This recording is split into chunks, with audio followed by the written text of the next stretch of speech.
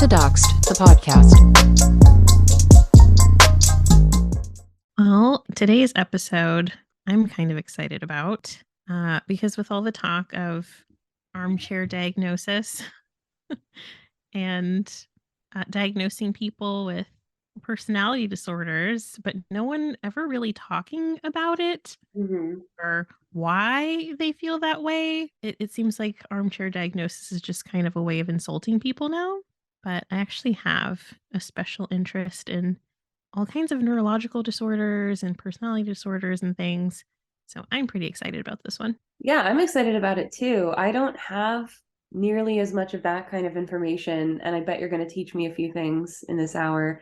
But I have done some reading on psychoanalysis and like Freud and stuff. So that's kind of where I come from the topic. And then also this interesting connection between narcissism and autism, or interesting similarities in presentations, which I'm sure we'll talk about, is a new fascination for me, I think. I really haven't done much study in psychoanalysis, so you could probably teach me a lot on that. It's the strength gap. Exactly. Complimentary. Well, this episode's called Narcnado. I remember hearing the term from you. Where did you get that from? That's a good question. I don't remember if I came up with it. I honestly don't remember if I came up with it, but I remember we were using it sometime in February and onward to describe this situation, because maybe even in late January, because it was this idea that it's not just one narcissistic personality, but kind of an entire tornado of all these followers as well in a massive storm of something. Yeah, I thought that was pretty brilliant and pretty fitting for this episode. So how I want to start is just talking about personality disorders in general, and then kind of working my way down to NPD, which is going to be the meat and potatoes of the episode. So starting with personality disorders in general. Personality disorders, they're clustered to group them together by their shared traits and characteristics in diagnostic criteria. So there's three main clusters and then a fourth catch-all one. So cluster A personality disorders are paranoid, schizoid, and schizotypal personality disorder, and they're characterized by eccentricities, oddness, eccentric thinking and behavior, just like kind of overall weirdness, I guess. And then cluster B, which seems to be the hot topic on social media, that includes your borderline personality disorder, narcissistic, histrionic, and antisocial personality disorders, which are characterized by really dramatic and emotional behavior, erratic thinking, scattered thinking, and just erratic behaviors. They have a lot of trouble regulating their emotions. They have issues with impulsivity.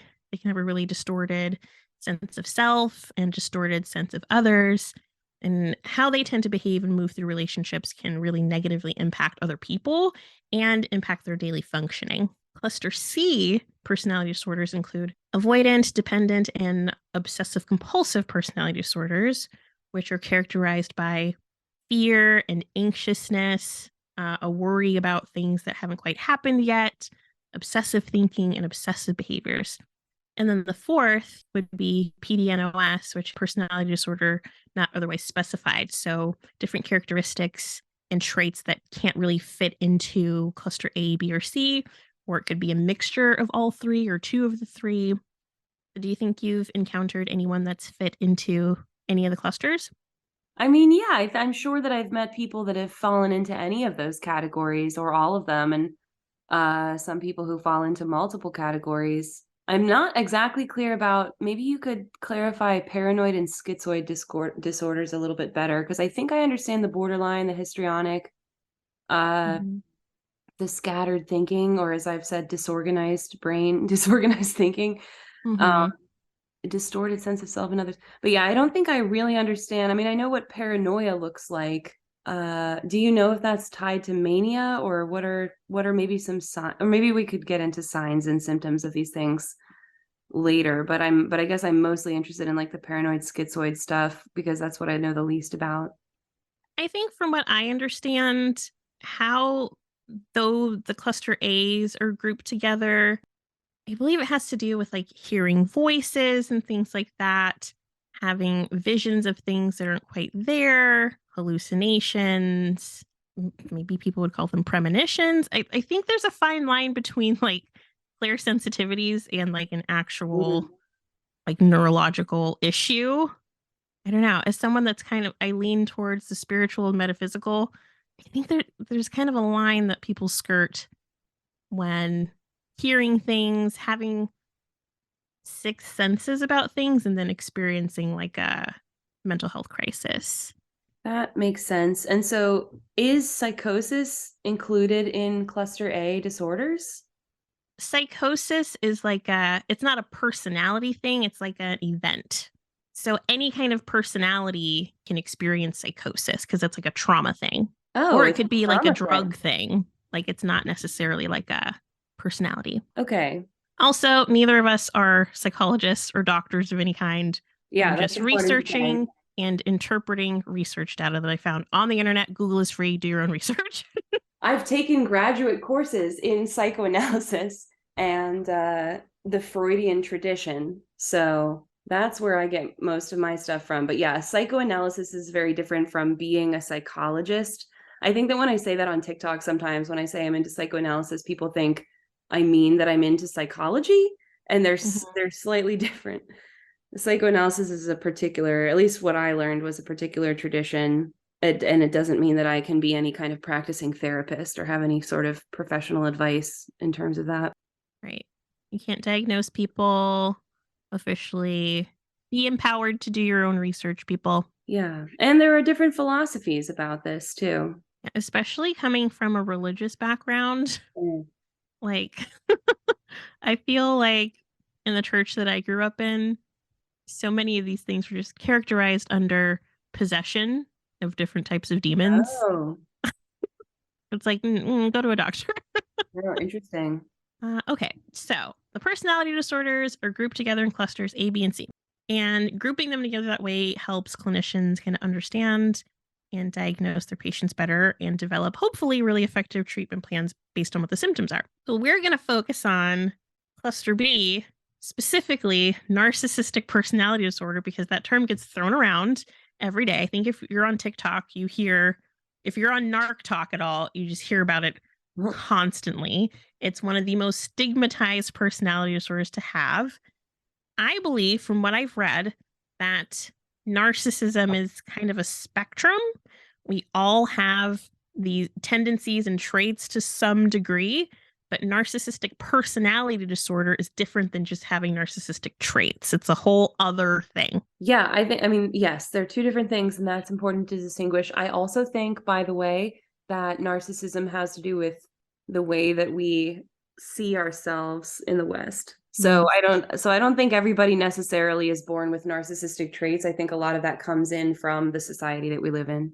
Going back to the origin of the word narcissist, the word narcissist is derived from a character from Greek mythology named Narcissus.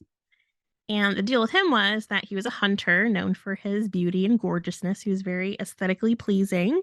And one day, when he was on a hunt, he came across a pool of water and saw his reflection in the water. And he fell so in love with himself. He was so enamored with his own reflection that he couldn't stop looking at it.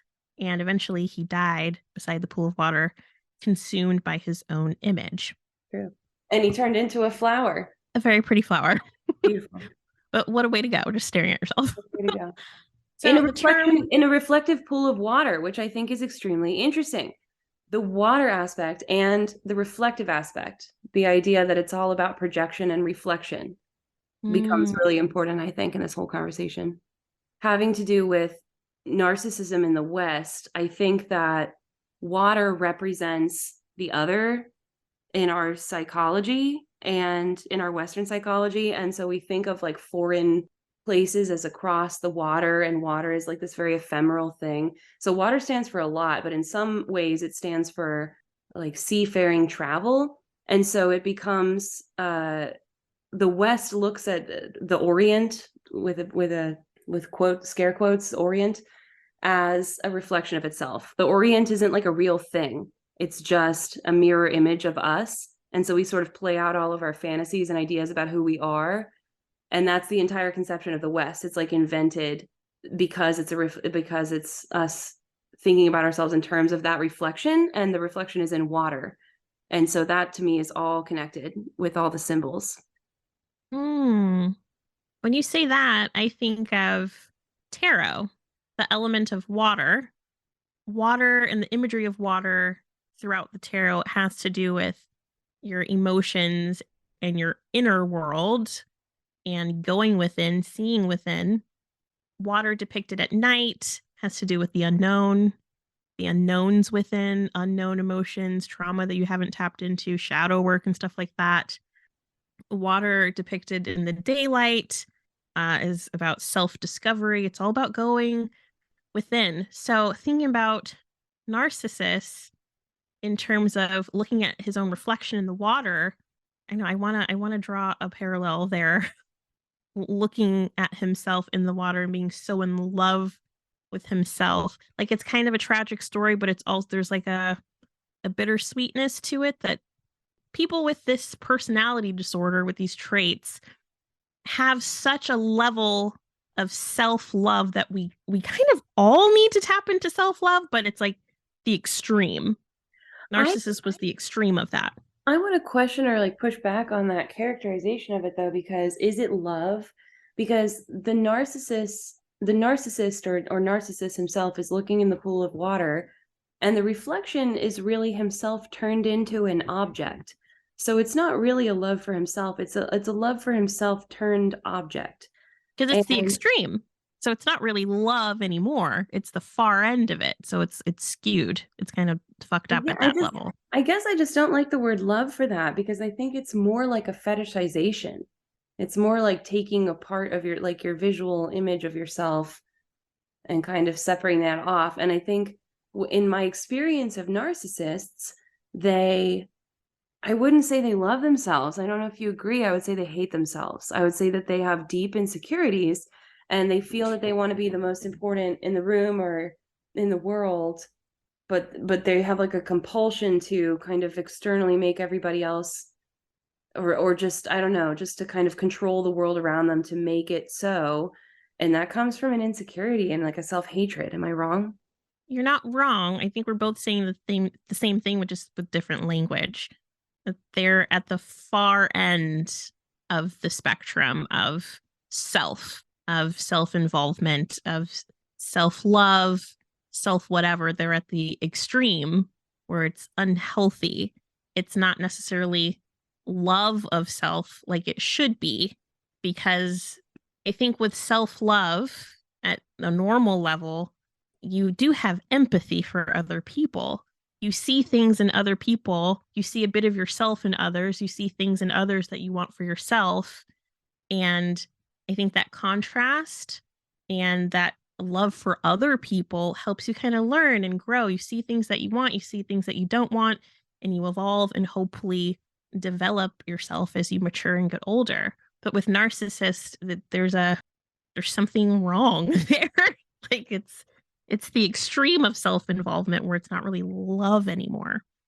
Yeah, well, I would say something like, maybe it is just saying the same thing in different language, but I would say like self-love in a truly loving sense is like you are loving all, you're loving everyone because we're all one thing. And self-love just for yourself exclusively, that's therefore not really self-love, like in the sense that we're all one thing together. Okay, so the term narcissism was first introduced by an Austrian psychiatrist named Paul Nacke in Oh, 1899. that's cool. Because yeah, Freud started using it in, I believe, 1910 was his first use of it. So I did not know that. Fun fact. He used it to describe a pathological form of self-love and self-obsession. Again, the term self-love pops up. The extreme end of it, I guess, because even Paul Nacke said that. Well, the term narcissistic personality disorder was first introduced into the DSM-3 in 1980, like much, much, much later. I wonder why it took so long to make it like a official diagnosis. Well, I think that at first Freud was not using it in such a negative way. And it's interesting because so the first time Freud ever actually used the term narcissism was he was describing homosexual people, and he wasn't saying it in, I think, a negative way necessarily. There's other writings of his, but in the 1950s, it became very popular to kind of conflate in a way that then was used to attack homosexual people with conversion camps and stuff. That was kind of based in this idea that there was a mental illness going on there, and it makes sense because he was saying like homosexuals identify themselves with a woman and take themselves as their sexual object. So you can see where the connection comes from, but then it quickly becomes very insidious and spun out. Mm-hmm. And I don't know. I think also there was a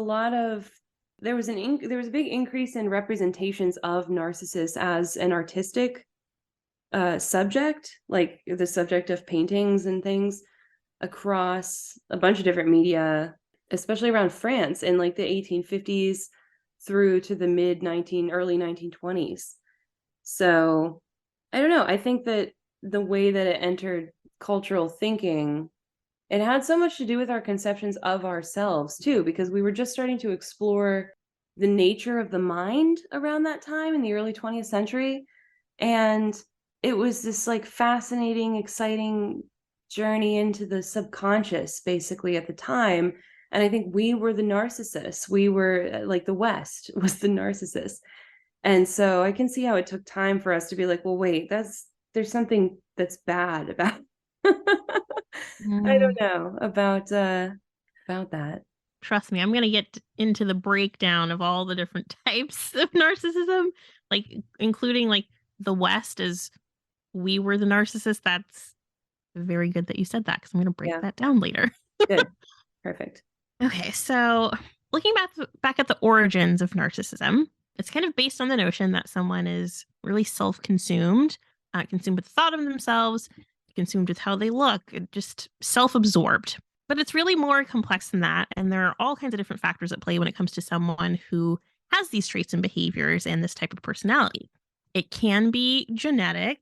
Genetics can play some kind of role in the development of the personality disorder, but environmental factors are also equally as important. Research suggests that children who are raised in environments where they're excessively praised and overindulged can be at a higher risk of developing NPD. And that's because they're never really taught to regulate their emotions. Or if they're not taught to regulate their emotions or to consider the feelings of others, like they're going to be at high risk for that. And also, they come to believe that they're entitled to special treatment and that the world revolves around them if they're not taught those things. And in addition to that, childhood trauma like abuse or extreme neglect can also play a role in the development of NPD.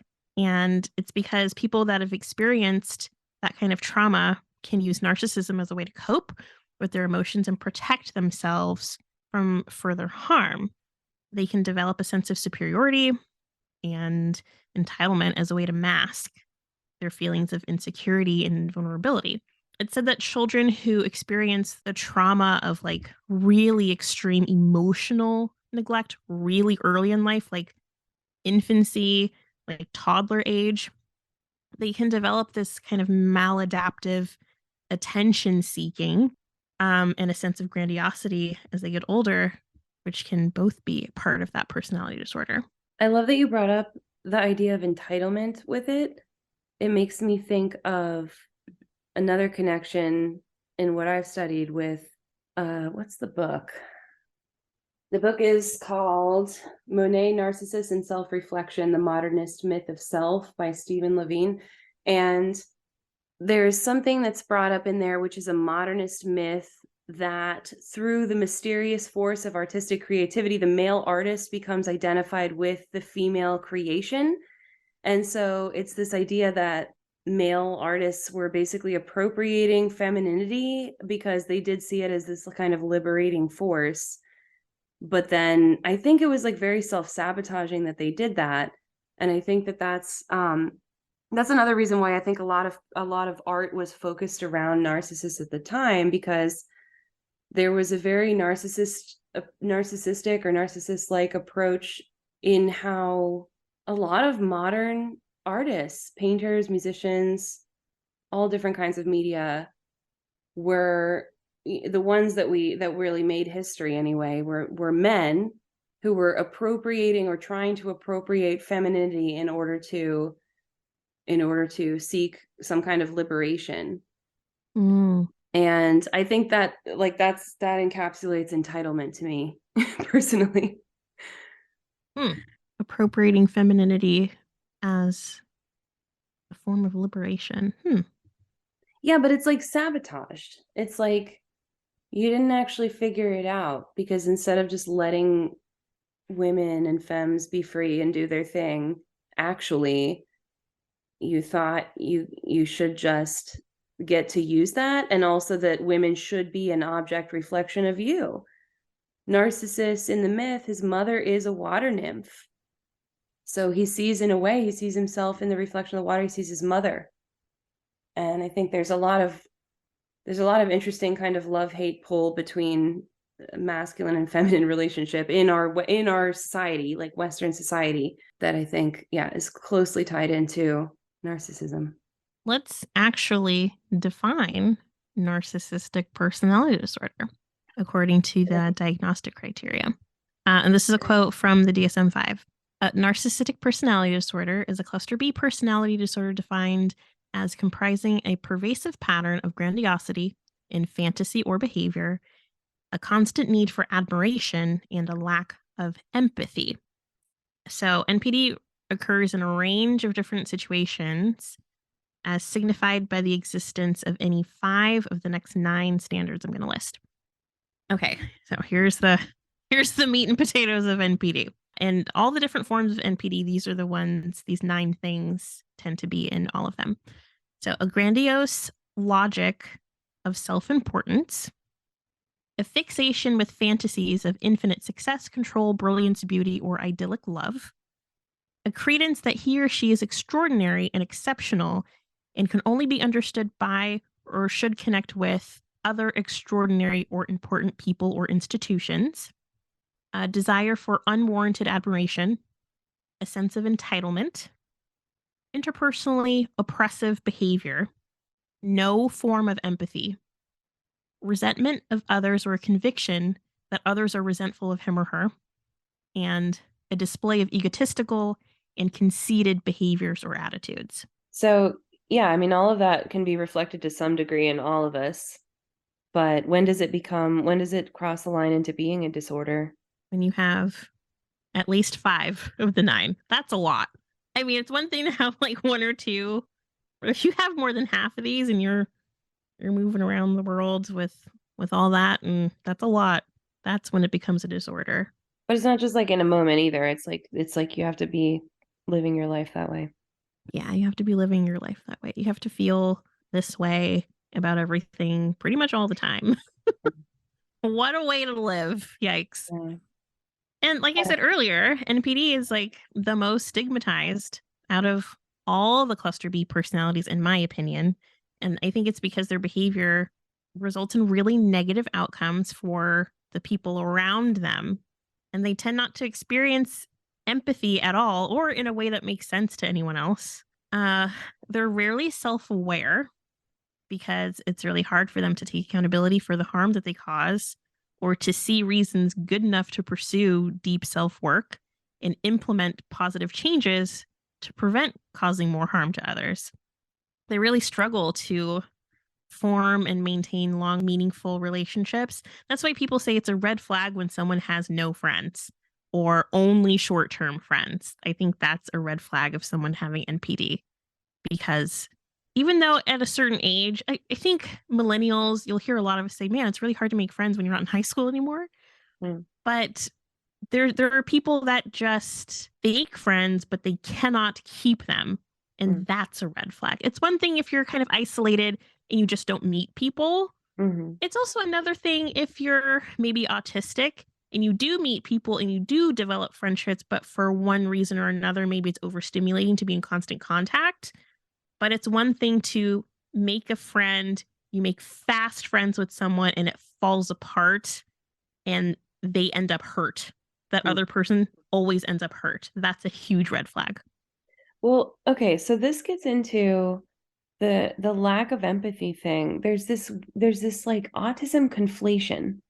And I don't think autistic people under the surface are anything like narcissistic people, although we've learned it can be comorbid.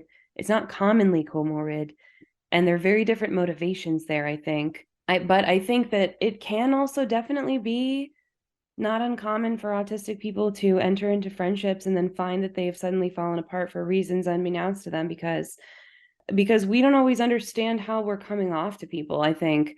And also, Mm-hmm. we've talked before about how different words can kind of mean different things depending on the direction of the power dynamic you're on. So I think hurt is one of those words. Like, are you hurting the other person because you're actually hurting someone in the sense of there's a power imbalance, you've taken away someone's power, you've controlled someone in an unwarranted way, you've crossed their boundaries? Or are you hurting them in the sense that they are in our society and expect that you would be nice and expect that you would not say the thing that everybody in polite society just knows not to say, but you said it anyway, and you shocked them, or you made them really think, or they didn't want to confront that thing about themselves or about whatever the situation. Those are two completely different experiences of being hurt. Part of the reason that it's not difficult to conflate maybe autistic and narcissistic behavior from the outside is because people aren't having this awareness of power dynamics and even like healthy boundaries. I think that if we can do more unpacking and more kind of shadow work collectively, I think it will be easier to distinguish between autistic and narcissistic people. But I can see how early on in the history of diagnosis, they were pretty easily conflated, and autistic people are seen as having a lack of empathy when really all of my experiences of autistic people are that we have extreme empathy. It's just we don't Mm-hmm. always understand how we come off, I think. What do you think about that? I agree with you. As an autistic person and having known a handful of narcissists in my life, I can see how people get us confused. But here are the biggest differences for me. Someone with NPD that is not self-aware and not working on themselves, they tend to leave a trail of pain. Autistic people, yeah, I mean, we hurt people too. Everybody is capable of hurting people emotionally for all kinds of different reasons, and hurt is a word that's kind of like relative. But there's this very distinct trail of pain that people with NPD, unaware people with NPD, will leave behind them. Also, autistic people, from my experience, don't really come off as like life of the party, super charismatic, super magnetic, walks into a room and either sucks the life out of a room or walks into the room and all eyes are on you. I don't feel like autistic people, and I'm painting with a really broad stroke right now, but I feel like with autistic people, maybe I should just speak for myself. I don't move through the world wanting or needing attention. I don't have a deep ache for people to pay attention to me. And narcissistic personality disorder, those people absolutely need attention. They need it. It's their lifeblood. That's interesting. I remember some kind of study where, and I couldn't look it up fast enough, but it was something about it's very easy for people to clock an autistic person pretty much immediately, but they don't know, or for allistic people, which is to say non-autistic people, to clock an autistic person pretty much immediately. But they don't always know that you're autistic. They just kind of read it as that person's weird. There's Or something rude. weird about them. There's something off about them. Mm-hmm. They think that we're And weird or they think that we're rude.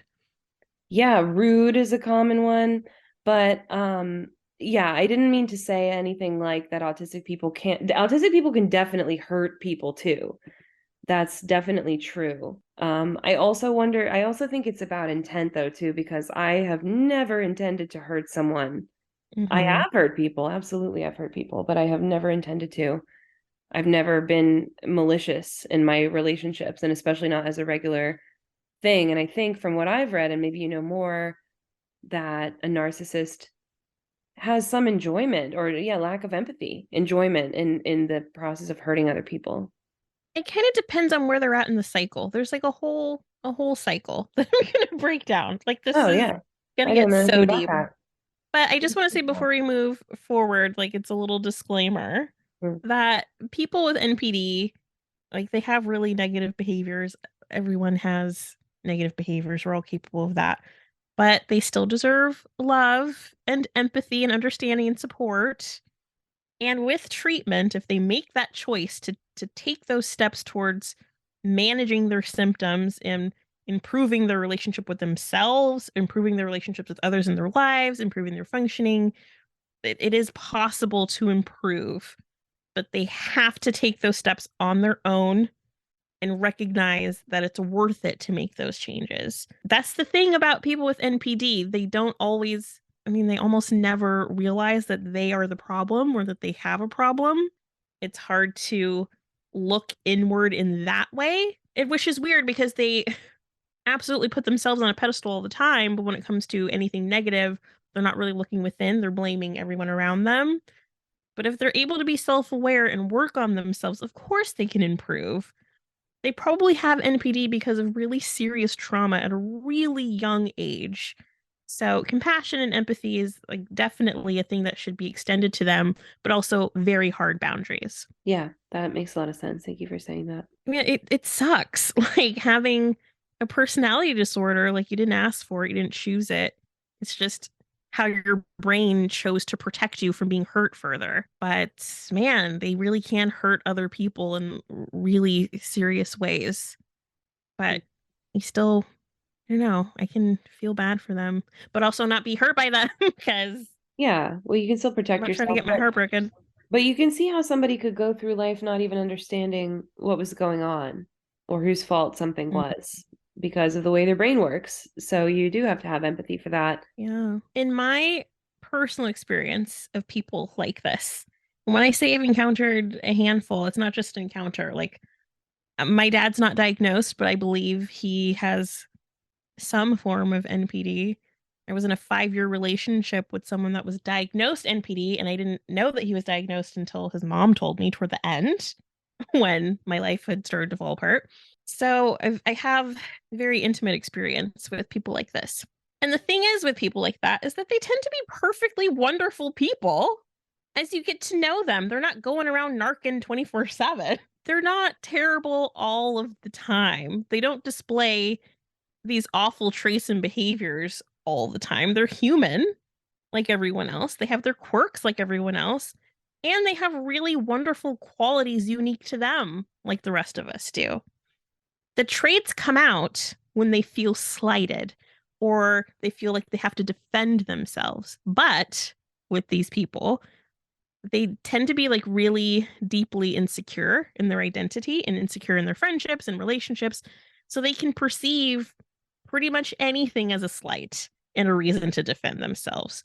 And that's just not sustainable for any kind of connection with other people. So, like, even among the best of friends with the best of intentions, it's not really likely that people are going to always appease you and always tiptoe around your triggers and insecurities.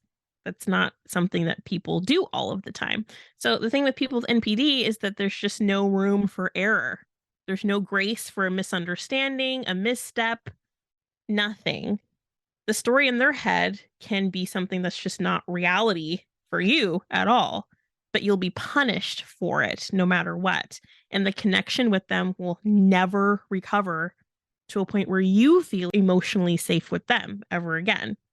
So once they go to that place of seeing you as someone who doesn't absolutely adore them and put them on a pedestal, you fall out of favor with them and the connection is just never the same. Well, if I'm understanding, it's like they put you on a pedestal, right? And they are basically assigning you a role or like a part to play, only they don't necessarily tell you what the part is. So it's like a totally unfair game because they could be expecting you're going to act a certain way because that's the role they cooked up for you in their head, but they don't communicate that.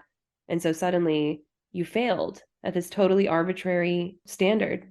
And Mm-hmm. that's when you get punished. They put you on a pedestal, never a pedestal above them.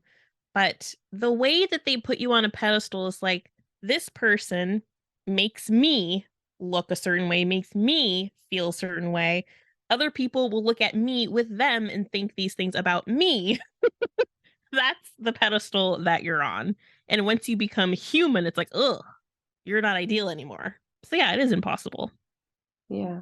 And then it seems like pretty black and white thinking when it comes to people. And I think that comes from objectifying people, other people, and thinking of them as objects. And then you think, well, if you're not, you're discarded now. You're just, you're nothing if you're not exactly what I wanted. When, of course, we've talked about false dichotomies. There's a whole spectrum of what people can be. This is kind of the fun part.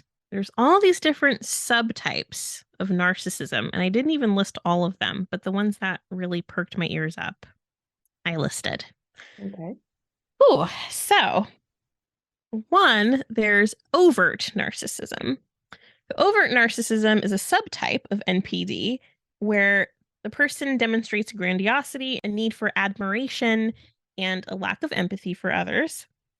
And they typically exhibit their behavior in a really obvious and direct way. They seek attention and praise and admiration. They're super self-centered, super entitled, and they expect others to comply with their demands.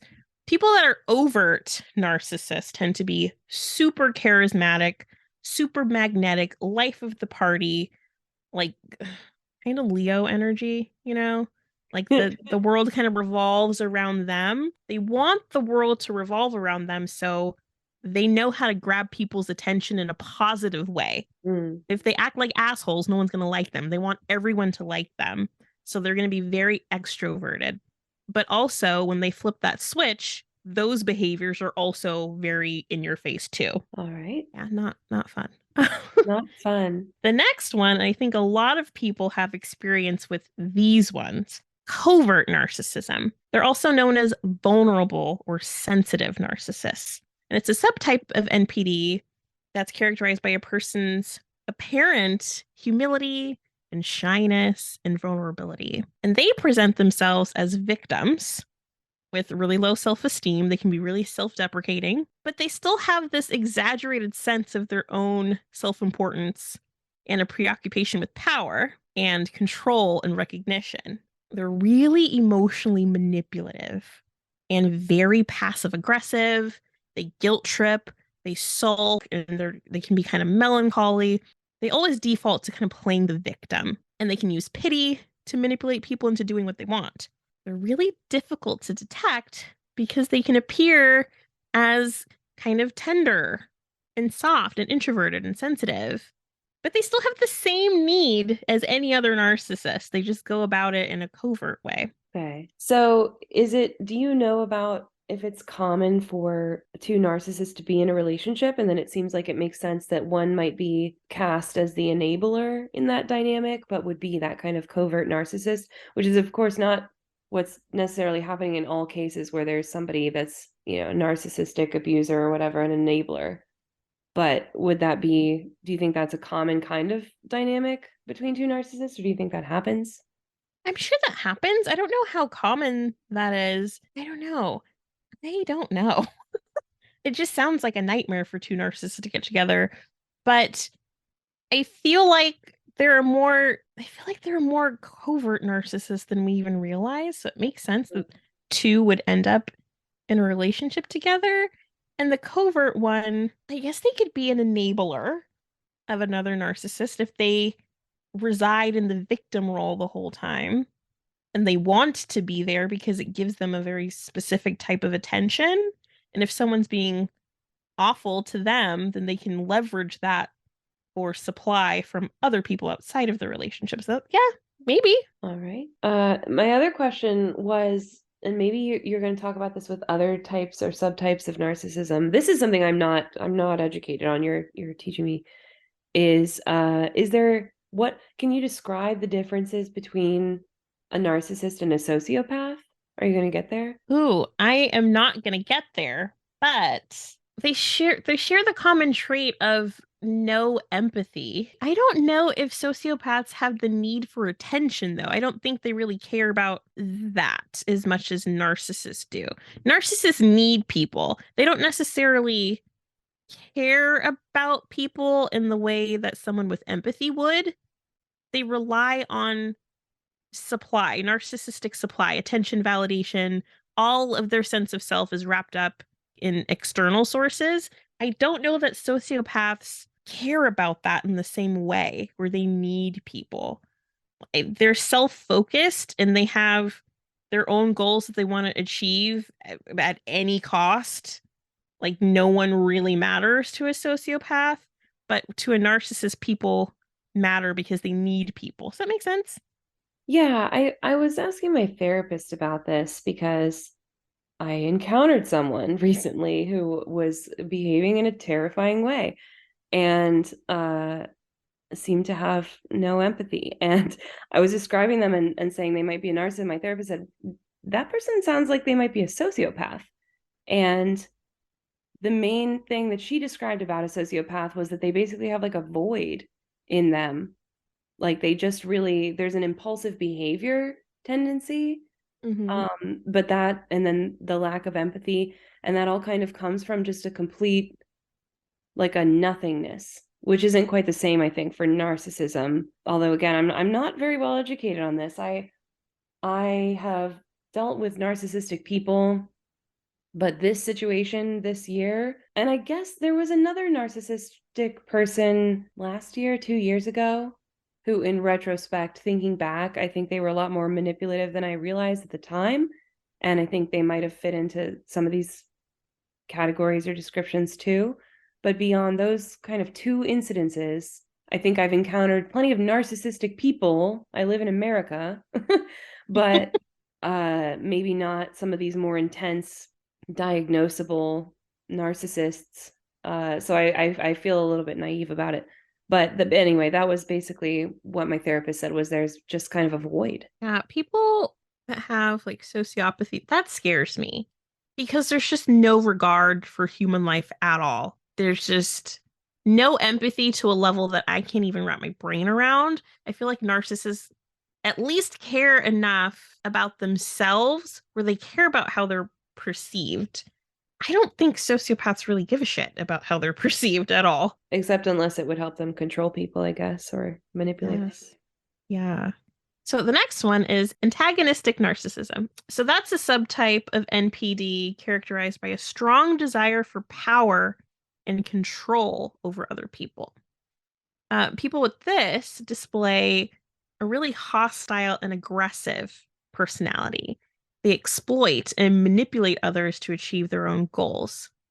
They have a pervasive sense of entitlement and superiority over others and can engage in really destructive behaviors like belittling and intimidating, and they can get into physical abuse to maintain their Oh, dominance.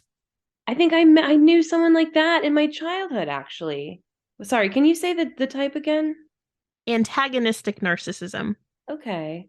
See, I didn't know that was a type, but that reminded me totally of someone I used to know in my childhood who was like an ex-military person and was a teacher in his school that I went to, and had hyper control over a classroom of students, including some of his own children, who I think he abused. And that's very interesting. Yeah, they really aim to make people feel insecure and helpless. And they can also kind of cross over into psychopathy, like with an extreme lack of empathy, no remorse, and just no regard for other people's feelings or rights or autonomy or anything. These ones can be really violent. And I believe my dad fell into this category, or maybe one of the next ones I'm going to mention, but violence and just the need to overpower people. But yeah, crossing over into the scary. My dad definitely had a little bit of that. Yeah, well, it also kind of rings, except for maybe the level of manipulation or whatever, but it kind of sounds otherwise like patriarchy or toxic masculinity, right? Mm-hmm. So the next subtype, which I've kind of broken down into two subtypes, communal narcissism. So, Oh, this is a pattern of behavior where a person seeks to establish a positive image through their association with a group or community rather than through their individual accomplishments or qualities. So, they can be oh, seen as like a form of like collective self-enhancement, like their alignment with a group, like Mm-hmm. boosts them somehow. And that's where they get their sense of self-worth from and their sense of like success or superiority it's from their alignment with a particular group. And communal narcissists can have like a preoccupation with the group's image and the group's status and wanting to promote them and defend them even at the expense of like other groups. And I broke it down even further into collective communal narcissism, which I used to talk about on my TikTok. And the difference between communal narcissism and collective communal narcissism is that collective communal narcissism is usually like a leader of a group. They create a narcissistic culture among the collective. So instead of someone using the group to boost themselves, they just make a whole narcissistic culture out of the group. And that group or cult or collective or following becomes a narcissistic extension of that person. They're able to control the group to act on their behalf in a narcissistic way. Ah, that sounds like, okay, first of all, that sounds like too many churches. And then Mm-hmm. second of all, that sounds like some companies. It sounds Yeah. like I have this theory. I think I'm not the first person to talk about this, but this idea that like whatever the trauma or toxicity of the company leader, like the person who founded it basically, or the people on the board, whatever that is, trickles down to the rest of the company. And same thing with the church and like a pastor, say, or pastor's family. The If they're first company that came to mind when you said that was Goop. oh no.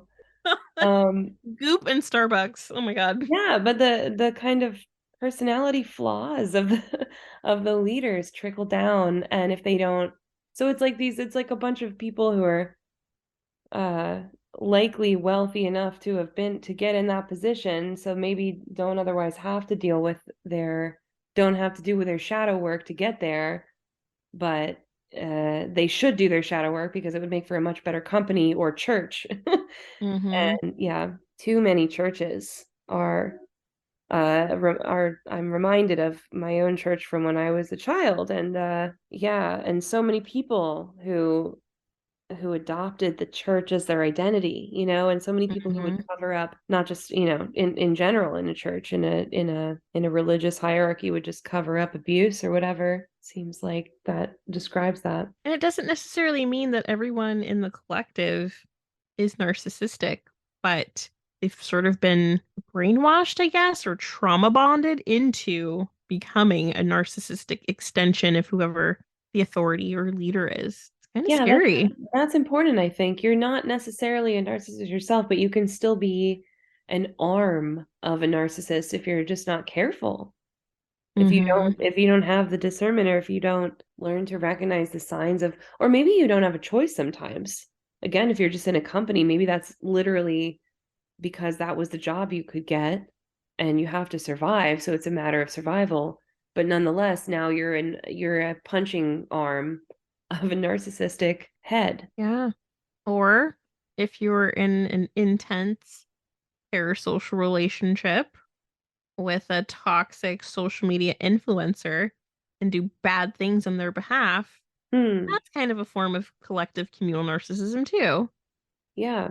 And that's another case where I think people, that's not such a case of survival, but definitely some people in that mix who had no idea they were doing something harmful and were not intending to, and were probably not narcissistic at all, were probably perfectly nice people, but didn't look at the context and didn't have discernment and ended up, again, just right up along with everybody else as a very harmful punching arm.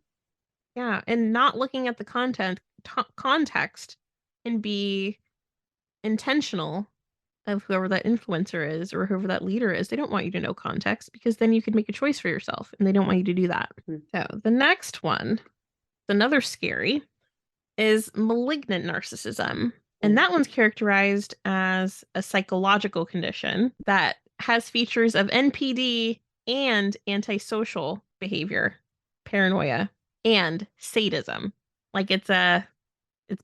It's NPD, it's antisocial, it's paranoia, it's sadism, it's getting a thrill out of absolutely torturing people. It's an ugly one. It's considered to be a more severe and more dangerous form of NPD.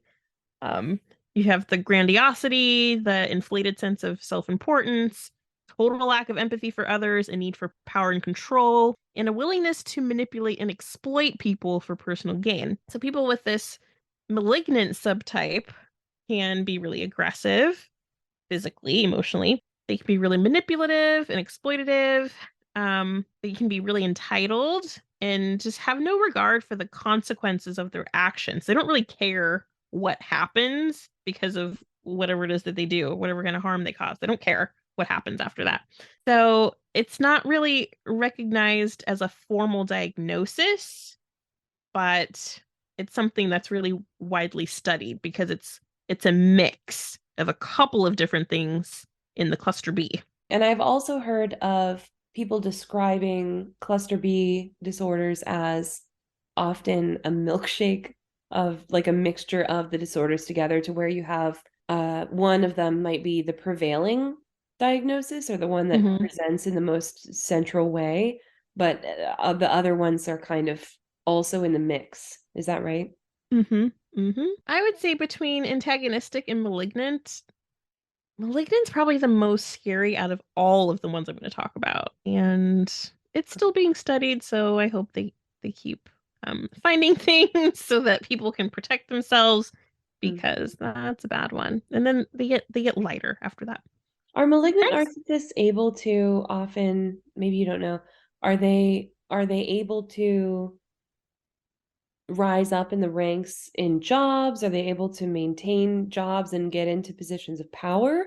Or I guess, and maybe that's a question for narcissists overall.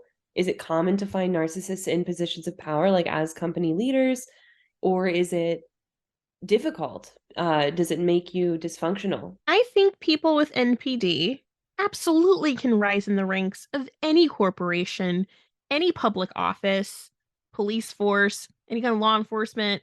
Like, absolutely, because they have the charisma and the magnetism to do it.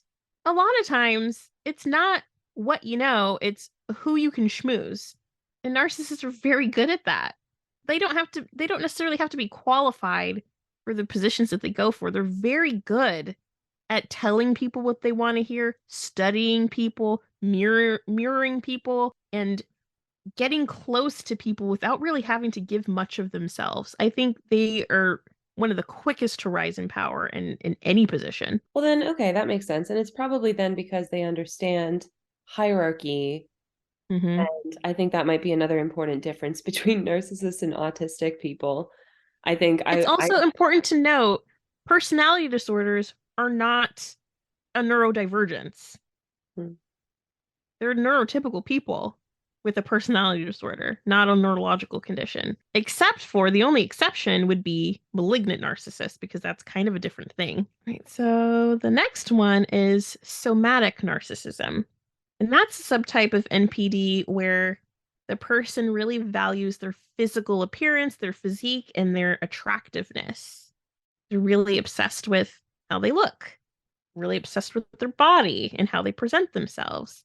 And they seek attention and admiration for their physical attributes. And they can engage in like really excessive dieting, or they can be really obsessed with like exercise or addicted to plastic surgery, anything to maintain how they look.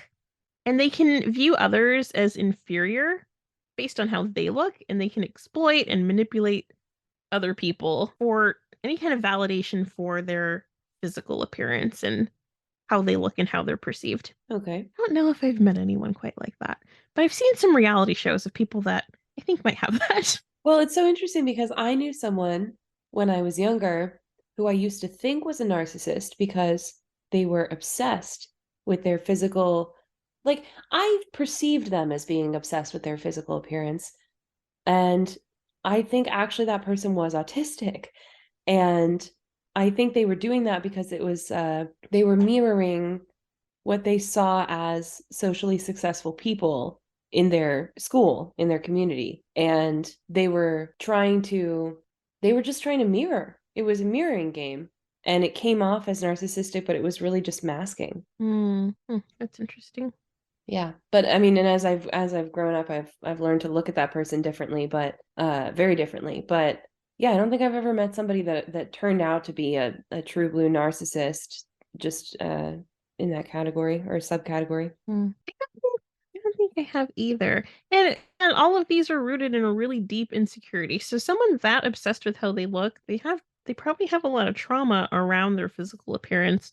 Or maybe their physical appearance is the only way they get attention because maybe they don't quite have the personality or the charisma to draw people in. So they really lean into how they look to get people to give them attention and validation. Okay, that makes sense. The next one, so my ex with NPD, I believe he had a mix of covert narcissism and this next one that I'm going to talk about, which is cerebral narcissism. And that's a type of NPD characterized by a really grandiose sense of intellectual superiority Oh no. and an overvaluation of their own intelligence or knowledge. That's someone that really prioritizes their intellect and academic or professional achievements over other areas of their lives. And they can seek out admiration and validation from other people for their intellect and their accomplishments and feel really entitled to special treatment or special recognition because of it. They don't have empathy, and they do have a tendency to exploit other people for their own gain, but their focus is on their intellectual pursuits more than anything else, more than how they look, more than their ability to overpower anyone. What they lean on, because it's not really their personality, they don't really have the charisma, they don't really have the magnetism either, kind of like the somatic one. And I believe that my ex was a mix of the covert and the cerebral because he was also kind of self-deprecating, very much played the victim, kind of, unsuspecting, introvert, quiet, not the life of the party, but also in his own right, brilliant. He did have brilliance in his own right. I I still think I'm smarter than him, but he made me feel very stupid all of the time. And Oh, when it comes to intellect and accomplishments and education, I superseded him in every category. Financially, I did better than him. And when he started to see me do financially better than him, because he was a six-figure earner, and then I met him and surpassed him. And that's when he kind of leaned into, oh, you're emasculating me because you make more than me, and oh no. leaned into more passive aggressiveness. He wasn't so boastful about Mhm. his own intellect. But when we first met, he was very prideful about how smart everyone told him he was all the time. But I don't think it was actually because he was like intellectually superior. He's just like a nerdy white guy. Like I didn't That think was he was that just, brilliant. He didn't go to yeah. college or anything like that. I mean, I put him through college after we met, but Oh before wow. that, he was just like very boastful about how logical he is and how intellectual he is and how he has these like really great intellectual conversations. But then when I would try not challenge him, but kind of meet him there, he couldn't really. I definitely think he was like a hybrid of cerebral and covert for sure. Very interesting. I'm sure that I don't know. I've been in university forever, so I'm sure I know people. And I was laughing because I think if you can mistake me for a narcissist, I bet that's the kind. But yeah, I don't think that, I think that a lot of academia in general is made up of research that is extremely self-aggrandizing and Mm, self-defensive, basically, defensive of your own position as a professional. It would be a lot to go into a whole thing about that whole side quest Allie did with that whole time that Allie went back to some old video of mine and brought up the idea about academic authority that I had been talking about, and hmm then quote unquote diagnosed me a narcissist because of I was claiming authority and I was talking about it in a socio-political sense. But I see how you could just think I meant I have authority. It's an important but very fine line there, right? Because hmm yeah, how could you really tell that I'm not just being self-aggrandizing by talking about it? I get how that could be mistaken. I don't think it's appropriate for people to be shouting narcissist at me as a result of me just talking about academics or whatever. But No, I that's not see how you fair get at there. all. No, that's not fair at all. No. And as far as authority goes, authority is something that is earned. And when you're going for your PhD, or you've earned your PhD, or any like higher education, I think, you earn that authority in that subject. That's kind of the whole point of getting a degree Well, and yeah. spending hundreds of thousands of dollars on your education. It's so that you can have authority in that subject, but it's earned. And if that comes off as entitled, well, you earned it.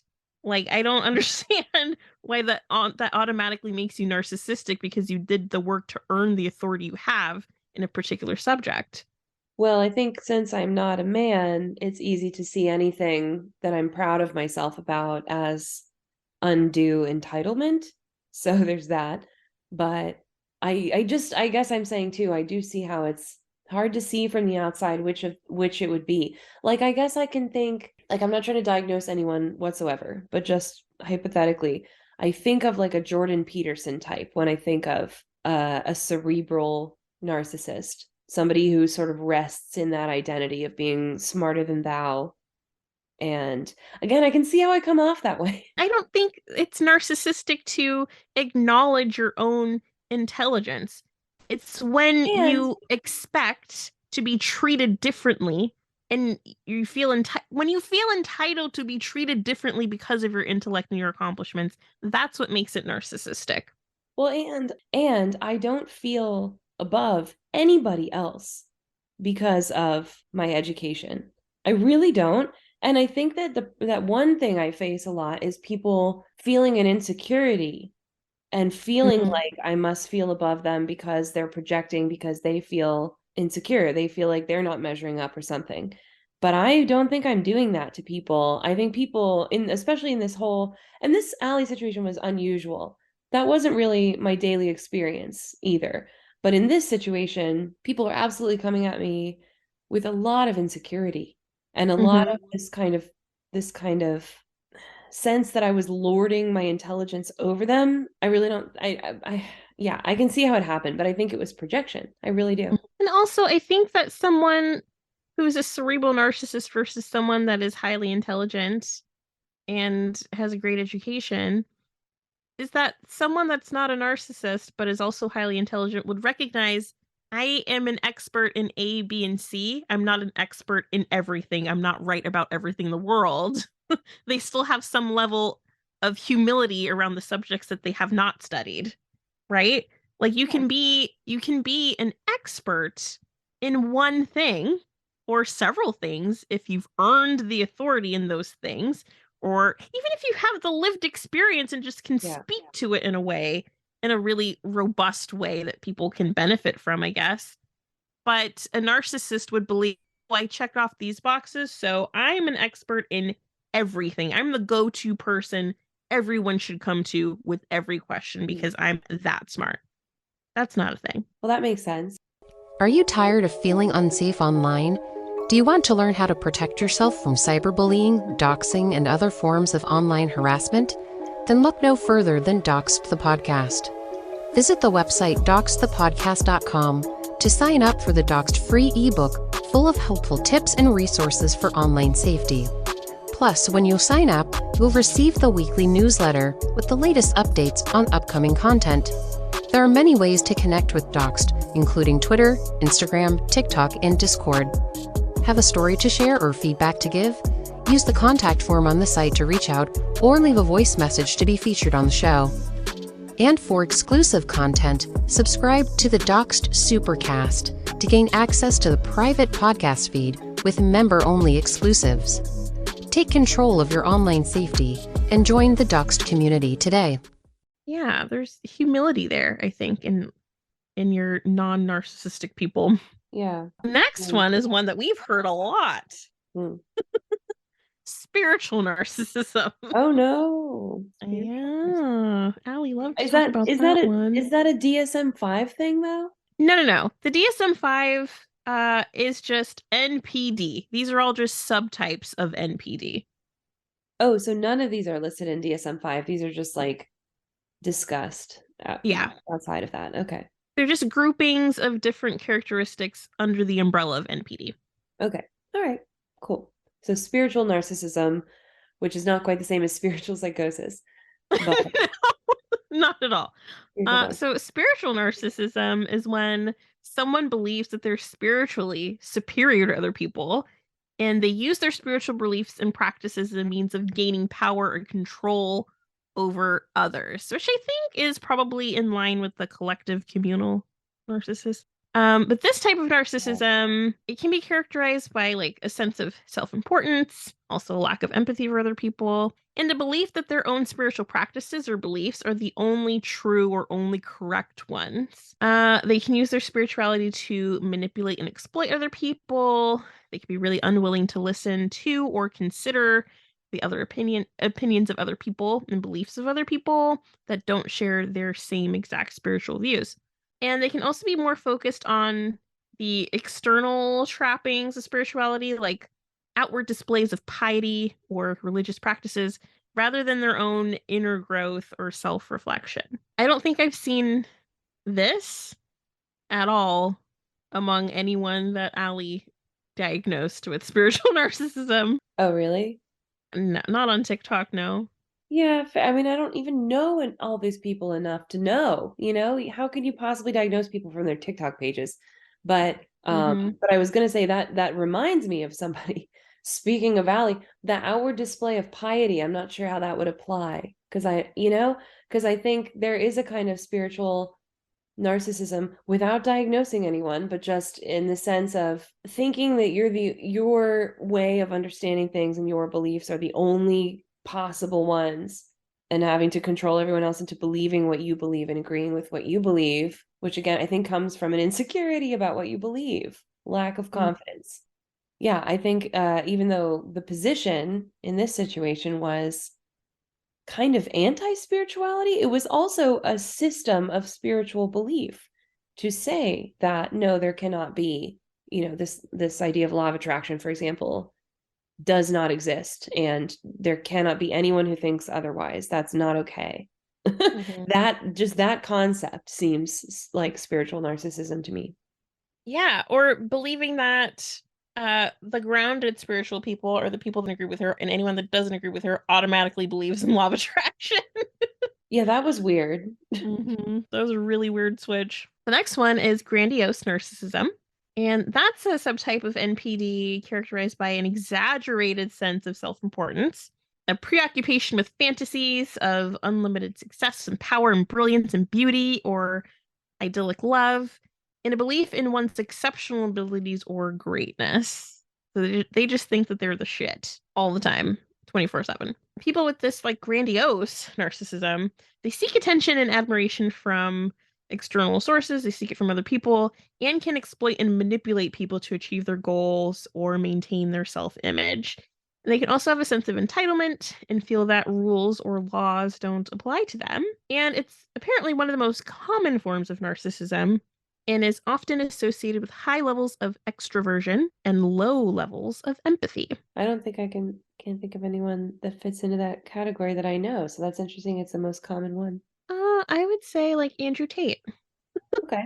Would fit into this one, thinking that the rules don't apply to them and that they're just so great and so brilliant in every way just for existing. Yeah, but it's so hard to know when you look at celebrities from the outside. You can't necessarily know from the outside looking in what the motivations are of people, because I think we know this in kind of a micro way as TikTok micro influencers, but it's all some kind of performance. So it is hard to tell where people are coming from with that, and like what are their real motivations for being there. Is it some kind of sense of grandiosity and sense of entitlement to being famous or having that attention, or is there some other kind of sense of purpose to what people are doing? Are they doing it because they believe in their art?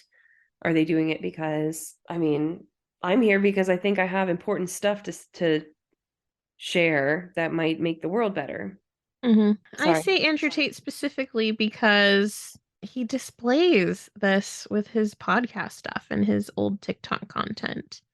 This entitlement to women, the entitlement to exploit and manipulate women to achieve his goal of just having a lot of women and making money off of women. I remember him in an interview talking about how he'll have like a dozen girlfriends at a time. And with these girlfriends, he'll record sexual acts with them, convince them to get on OnlyFans. He'll use another girlfriend to convince the new girlfriend to get on OnlyFans and set it up for her, lie about the earnings, lie Oh, about no. what she made and what she's entitled to, lie about the taxes, and give her a fraction of what she earned and keep the rest because he thinks all women are stupid. That's Like, horrible. that's a grandiose narcissist to me. Yeah. Has he been Me Too'd? Can we Me Too him? I think he's in prison in Okay, good. Romania for sex trafficking. So Love that for him. Okay. yeah. Yeah, he's Sounds done. Good. I knew something. I heard something about that, but good. Good for him. That sounds I'm like a prison abolitionist, and then I sometimes make exceptions in my mind. Terrible. Terrible. And then the last one is really terrible. Oh no. It's been an emotional roller coaster on this list. Mm-hmm. We started real low and then kind of got lighter, and now we're right back down to the bottom of the barrel again. Sexual narcissist. We don't like it. No, we don't already. This is the type of NPD that has to do with people that have an excessive preoccupation with sexual fantasies and exploits and a need for constant sexual validation and attention, and a lack of concern of the needs and feelings of their sexual partners. But someone that exhibits a sense of entitlement and a belief that their sexual needs and desires are more important than those of anyone else. And they can engage in sexual behaviors that are exploitative, coercive, or non-consensual, and can be prone to infidelity and a lack of emotional intimacy in their relationships. They can cause a significant amount of distress and harm, of course, to themselves and to their partners. Yeah. Yeah, I feel like it's like this vying for power and control, and it really is a shame. It should be like a sharing of an experience, and I think we just often completely get that wrong. And that's just like to the extreme. I think patriarchy definitely contributes to everyone kind of getting that wrong and not looking at it as a shared experience, but looking at it as a power move. It's a power play. And when you're thinking of it in terms of power, you inherently have to use someone to gain that power. So if you're using someone, of course, it's not a shared experience. It's just someone's an object, and you have someone you're trying to go, and you have to use this body to get there. And often women, we're the thing you use to get the power you're after, and then we're discarded afterwards. Yeah, I think it's like a perversion and a fetishization of what should be a really beautiful thing. I think eroticism is divinely powerful. Divinely powerful. Something gets unlocked when you can be just truly vulnerable and intimate with another human being in that way. And so much of what sex has become because of our society, I think, is a perversion and a fetishization of what the experience of sex should be. I mean, even the idea that it's just penetration, just invasion, instead of a whole slew of other acts and experiences all together. Yeah. I think out of all the subtypes to steer clear of, the sexual one, I would go nowhere near that person at all. They all seem pretty unsafe, but the last one sounds like the most unsafe to me. Well, because if you're interacting with them in the context of sex, then you're being very vulnerable with somebody that's very unsafe to be vulnerable with, I would say. Unless you're also using them in some way, I guess. But I wanted to also bring up that it seems like fantasy is like a through line of the whole conversation, which I guess just ties into that.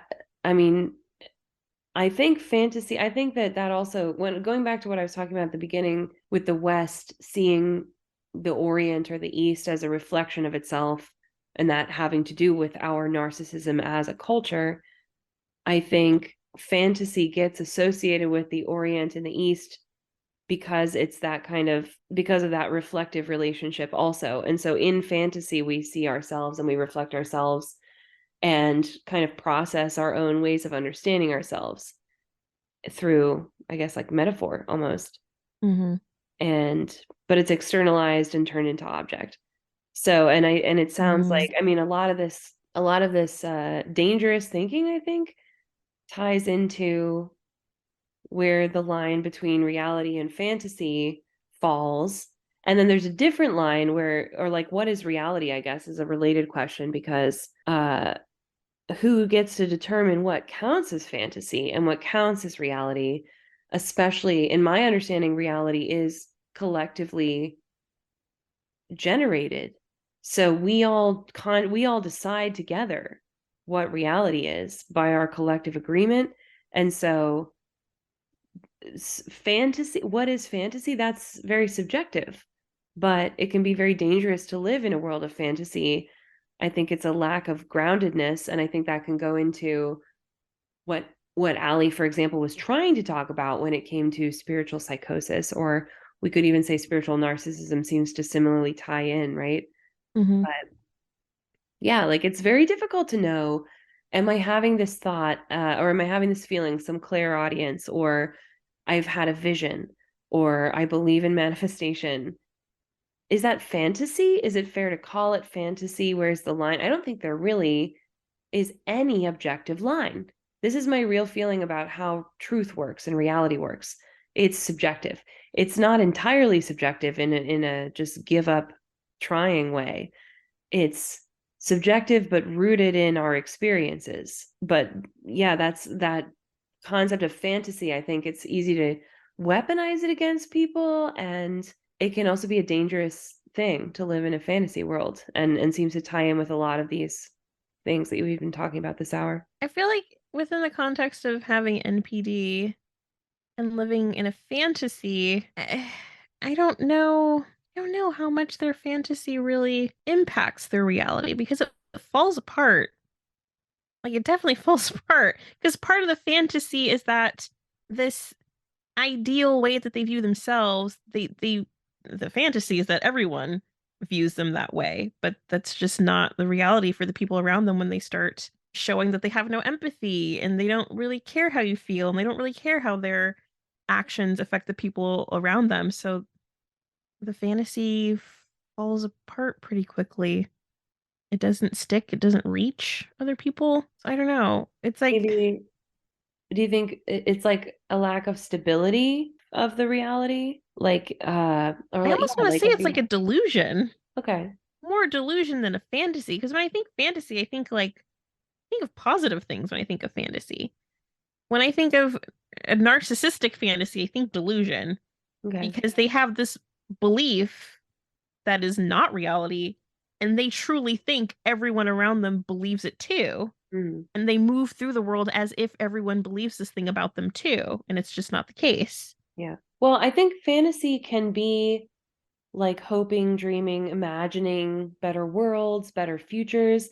Fantasy can also be escapism. So it can be either one. And so maybe that's the different uses of it that makes the difference there. Like, I think it should be okay. I think it should be encouraged. And I think it is healthy to engage in fantasy. And Mhm. especially in the sense of engaging in imaginative play, creation. I think, you can create things because you start in a place of fantasy. It's not healthy to live in delusion. No, not at all. Especially not these kinds of delusions. Yeah. Well, I'm sure I'll have to spend many more years reflecting on this before I have like a complete picture, honestly, because I'm just newly, I think, kind of delving into this as a special interest, because it wasn't something that affected me as directly before now. And now I'm fascinated by the workings of this whole thing and seeing some of it in action, Yeah. fascinated. Yeah. So I It's think it's I'll, very it's yeah, very fascinating. yeah. But the thing is, knowing all these like profiles of NPD is great, because you're able to recognize these things when they play out in real life. You get to kind of pick out these different interactions that you'll start to remember when you read about these different subtypes of NPD. But the thing you have to remember is, again, these people don't act like this all the time. They don't want to be disliked. They don't want to be rejected. That's like the worst narcissistic injury, to be rejected by people. They don't want to be disliked or hated most of the time. The ones that actually care about that. And I think more actually care about that kind of thing, care than not care. But it's important to understand the motivation for why they behave the way that they do. And it's all for attention and validation because it comes from such a deep place of insecurity. So when they want attention and validation, which is called narcissistic supply, they're not going to behave badly at first. What they're going to do is treat you really, really well. You're going to have the most magical friendship, the most magical beginning of a relationship with them because they need that attention, admiration, and validation and adoration because it reinforces their sense of self-importance and superiority. And they require a constant flow of it to maintain this like inflated sense of self-worth. So that's what narcissistic supply is. That's what they're constantly looking for. And that validation can come in all kinds of different forms. The attention can come in any form. It can be praise, compliments, attention, status symbols, or it can be negative attention like fear or anger or jealousy.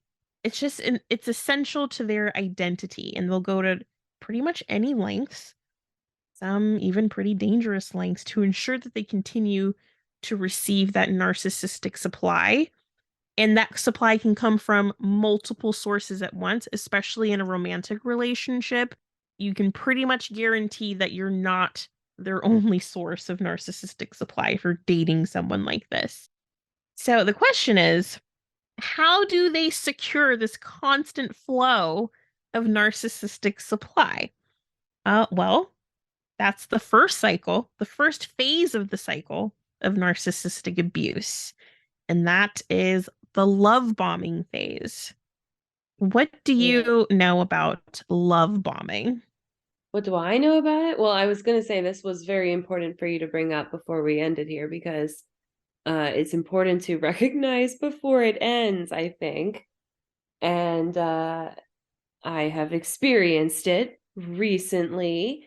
And I think there's a difference between, I think that this is another point of conflation sometimes between maybe a narcissist and an autistic person, because an autistic person, or just a person in general, I guess, can approach a situation.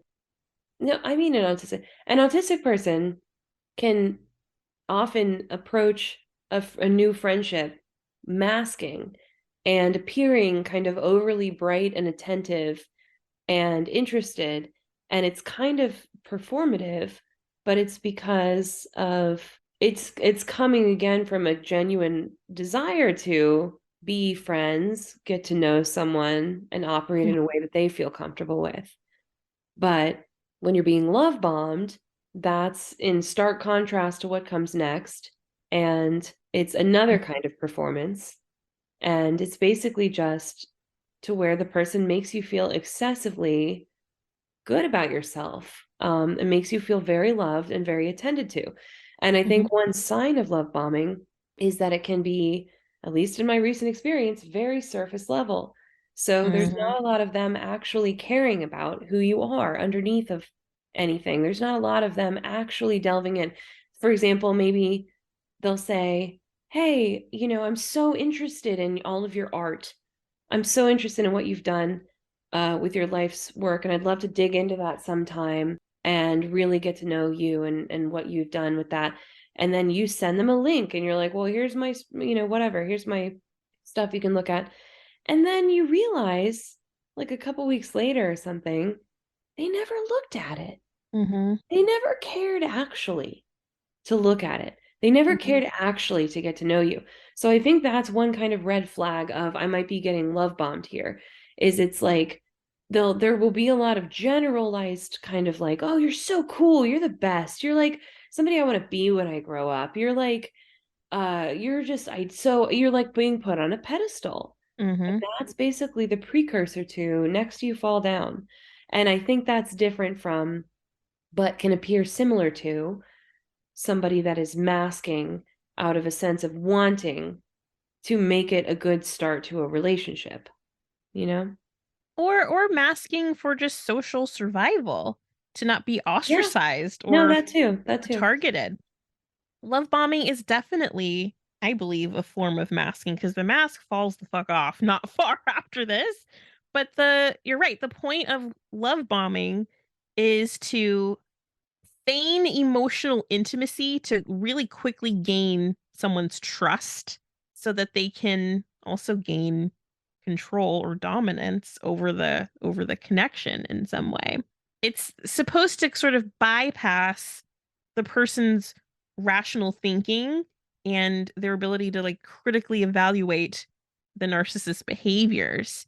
You sort of bypass getting to know each other if they just shower you with all this admiration and presence, texts, calls, just being so attentive and so into you without really getting to know you. It's like you said, it's all very surface, it's all very superficial. They repeat a pattern of what works with other people. It's not really tailored to you.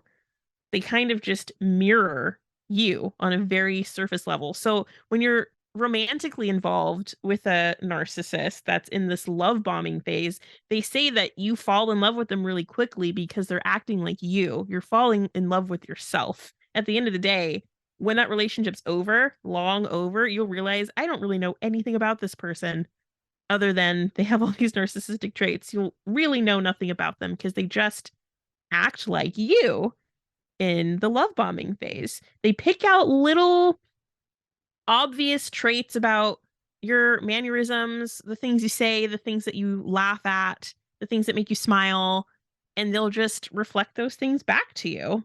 And you're like, oh, I met someone that just finally gets me. This person's my best friend. They're just like me. They're just on my level. They're my twin flame. They're your twin flame, soulmate. Yeah. Well, narcissists can learn that language of twin flames and fit right in there and easily convince someone that they're meant to be, so it's very important to look out for.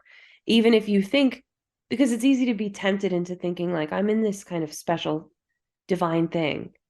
And maybe so, but be careful, because there's this very dangerous and not uncommon thing that happens where people absolutely learn that language, take advantage, and maybe consider, if you're someone who thinks you're in a twin flame relationship, if you're someone who knows you're a twin flame, consider that person might not be your twin flame. They might be a narcissist who is mirroring you and making you feel. And then the love bombing phase goes away. And so I'm sure we'll talk about breadcrumbing next. When that starts to happen, don't think to yourself, oh, this is just some situation that I'm meant to work through and fix. No, it really could be the narcissist pattern of behavior, and you have to watch out for it. Yeah. Especially if you're romantically involved. I know I keep going back to that, but it's so important for me to say, is that the love bombing phase, it's so short. And you'll think you're in this honeymoon phase. Honeymoon phases should last a really long time. Not 2-3 months, and now he's playing hot and cold and doesn't call you as much and acting completely different. And maybe if I just do that and do this, and if I just change myself, we can go back to how we were 3 months ago. No. If it ended that quickly and he starts acting different or she starts acting different, that was a love bombing phase, and you're never going to get back to that place. It's never going to be like that again. And they get you in this mental state after this amazing love bombing phase where you feel like you've met your absolute soulmate, where you want to chase it when it's gone. It's like chasing a high. You want to go back to this flirty, sexy, texting all day, can't get enough of each other. You want to go back to that because it felt really good, but it wasn't real. And if it ended within a couple of weeks or a couple of months of getting to know this person, it was a love bomb. and it's over. It's over. It's never going to be that good again. I think that's really important I think that was really important for me to hear when I was going through what I was going through. And thank God I had you as a friend telling me that in my ear, because I think I really needed to hear it. I really needed to get kind of snapped out of that and think, okay, it's done. There is no, like, the longer that we stay trying to make this fixed, the longer it's just going to suck. It's absolutely the best if the second you realize you've been love bombed, even if it's still happening, but even if it just ended or even if it's a year in and you've been breadcrumbed for a year now, the second you realize that it was love bombing, that's the best second to leave. Get out, leave and never touch it again. That's when the least damage is done. Yeah. Any extra time is more time to hurt you. Just be done. It's okay. Forgive yourself. Be done. It's really okay. Because when I tell you it never gets good again with a narcissist, the love bombing phase is the best time you will ever spend with a narcissist. And when it's over, it's so over. It's so long gone. And it ends pretty abruptly. It's not like a slow drip and you're growing apart. You won't even know each other well enough to grow apart. No. It feels like a gut punch, and it feels confusing. If you find yourself feeling confused and disempowered, if you find yourself saying, I'm confused, and that's a sign, that's a red flag. Confused and disempowered. If you ever feel like that, and especially if somebody seems happy, gleeful that you feel that way, that's not a safe place for you to be. I would also add confused, disempowered, and triggered to chase. If you feel triggered to pursue them, to find out what's going on, what's wrong, why is everything so different? Are you mad at me? Did I do something? And you're not really getting an answer and nothing's really changing, run the other direction and don't look back. Oh my God. Because what's coming after that, or what has happened, I should say, is the devaluation phase. Love bombing does not last very long because it takes a lot of energy for them to maintain. It's not sustainable for them to love bomb for very long. And you'll notice that abrupt change happen when you start to feel safe with them. When you start to trust them, that's when the love bombing ends, because they know, okay, I did the thing, I have them where I want them, they're likely not going anywhere. So now they don't matter as much because I don't have to work as hard to keep them or to get them to love me, which is really sick and sad that as soon as you love them, that's the minute you get devalued. So the devaluation phase, that's the next phase in the cycle of abuse. And it's when they start to criticize you. You'll notice in conversation with them, they'll throw in little jabs, or they'll bring up things from weeks or months prior that they were upset about, but they'll kind of mention it casually. And you'll be kind of confused, like, oh, you were mad at me then, or you were upset by this thing that I said back then, or oh, just really random criticisms of you. And it's meant to kind of break down your self-esteem and break down your self-worth to make you more emotionally dependent on them for validation and affirmation. So the love bombing phase was where they're showing you a lot of attention to get you where they want you.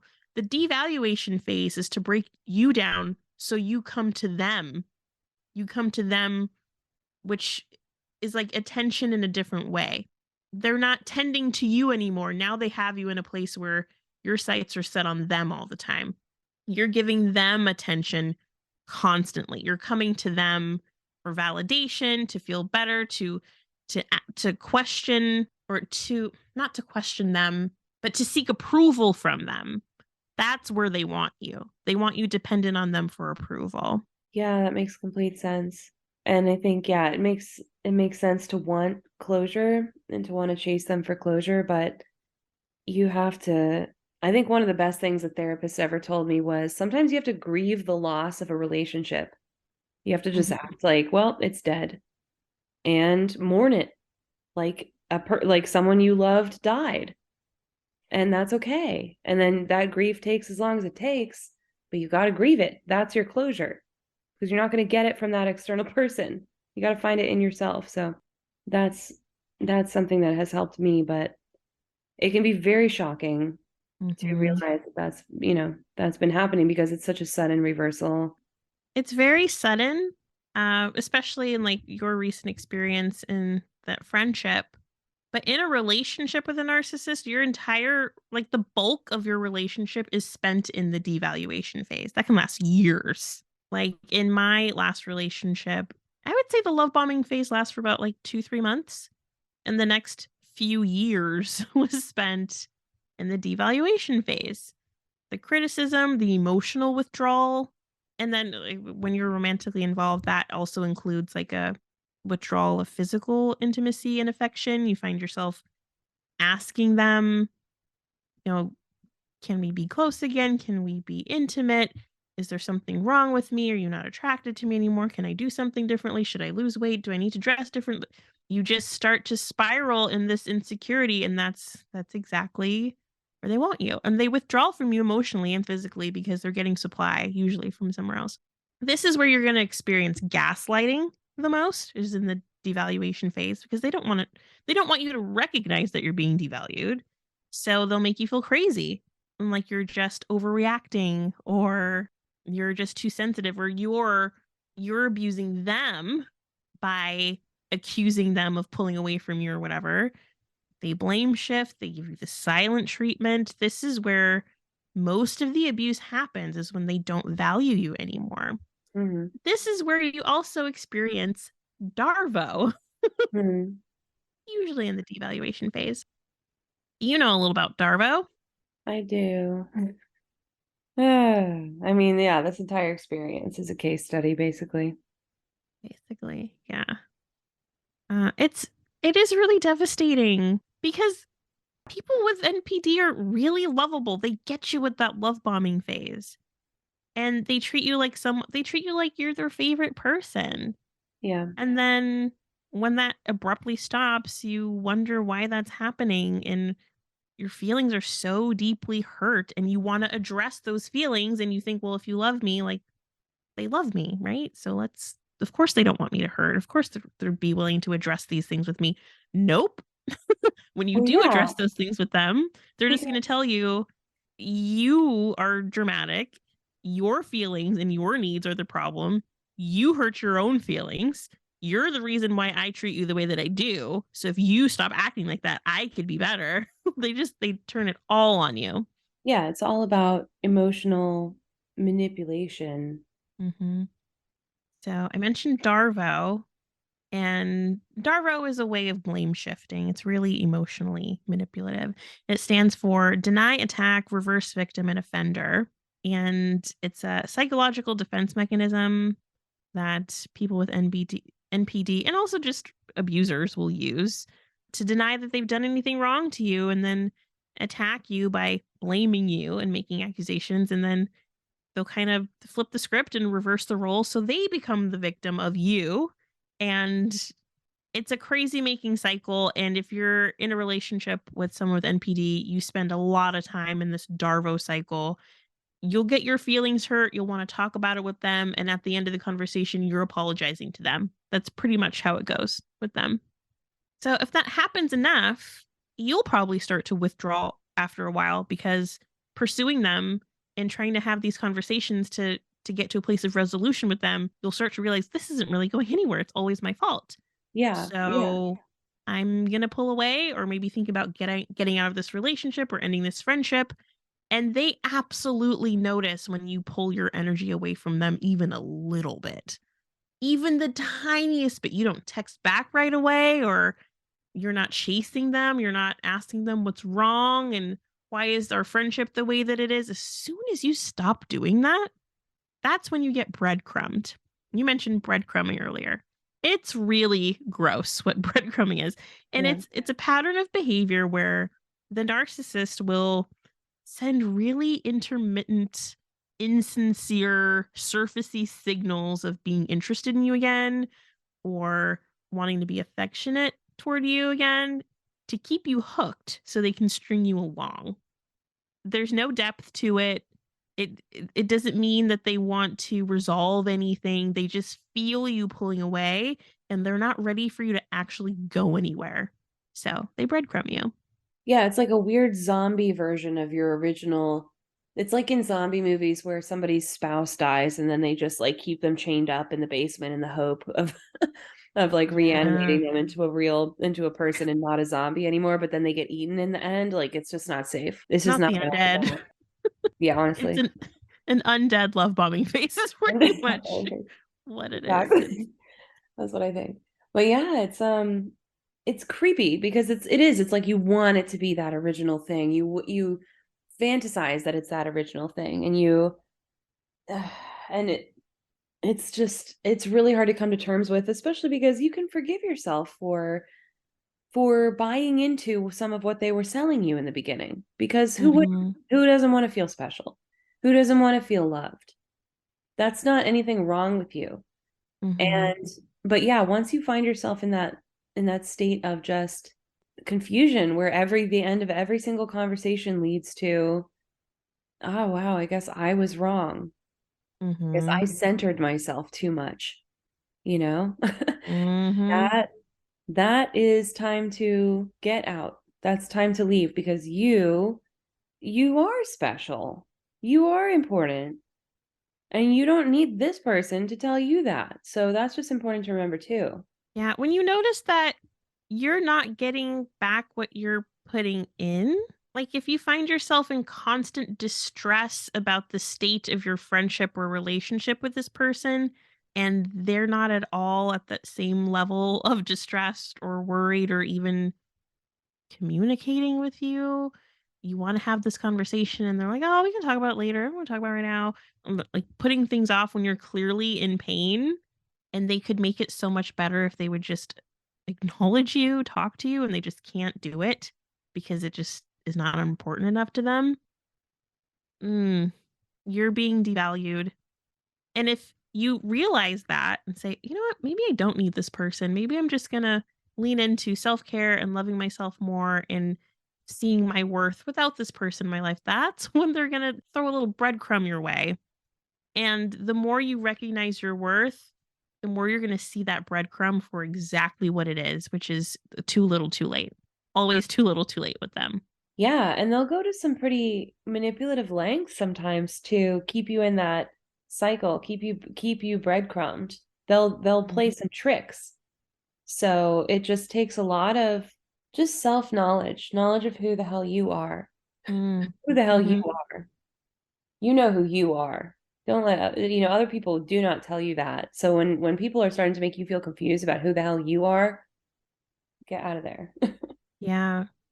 Oh, another thing with the breadcrumbing phase, whether it's a platonic friendship or a romantic relationship, if they're breadcrumbing you, it's because they're love bombing someone else. They can't love bomb more than one person at a time. So when they've pulled their energy so far back from you, where you're being breadcrumbed, guaranteed they're pouring all of themselves into a whole new narcissistic supply to secure them. But there is a time where the breadcrumbing does end, and that is the discard phase. And the discard is when you are ghosted. There is no breadcrumbing. There is they just disappear on you. You never hear from them again. And they just cut you off without any explanation at all. And if you're really unlucky, that discard will also result in a smear campaign where they are talking to other people about their version of why they had to just cut you off that way, because they want to discredit you and protect their own image. They want to make sure that anyone that you talk to about them already has their story in their mind and you look crazy. They want to make sure you look absolutely nuts to anyone that knows you and loves you. They want to make sure anyone that knows you and loves you knows them and loves them more. Yeah.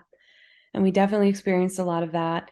And it's interesting too that discard is what I've observed. It's used as it's language that narcissists pick up on and use in order to justify why they have a trail of no friends.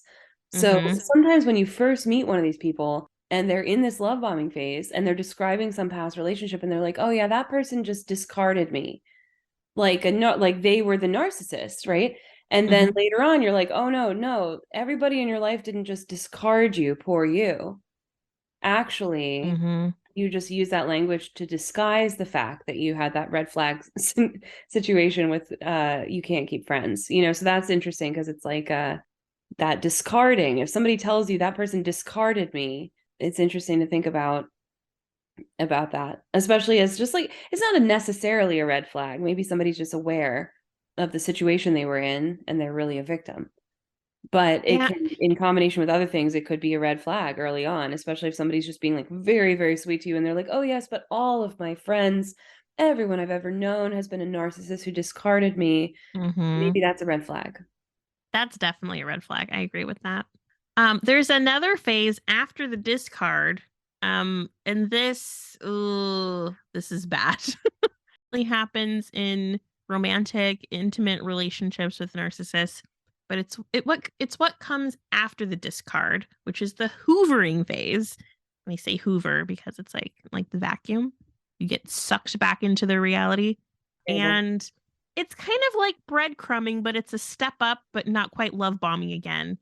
It's them wanting to kind of take your temperature Hmm. and see if you'll engage with them again. It's not a sign of they've changed and they recognize the wrong way that they treated you. They don't want to make up. It's like the love bombing phase with a hint of resentment behind it. Like they'll be sweet and nice, but they're going to let you know that everything was still your fault and you hurt them so bad. Ugh. And yeah, they just need your attention, but they resent you really bad.